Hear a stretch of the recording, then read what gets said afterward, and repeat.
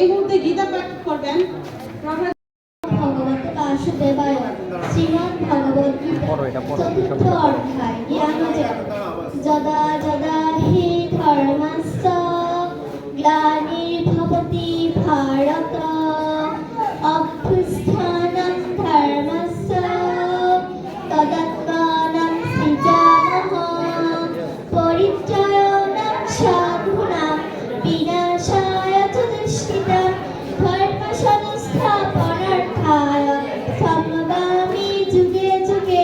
অর্থাৎ হে অর্জুন, জগতে যখন ধর্মের গ্লানি দেখা দেয় এবং অধর্মের উত্থান ঘটে, তখনই আমি নিজেকে সৃজন করি সততের রক্ষার জন্য, বুদ্ধদের বিনাশের জন্য এবং ধর্মকে স্থাপনের জন্য।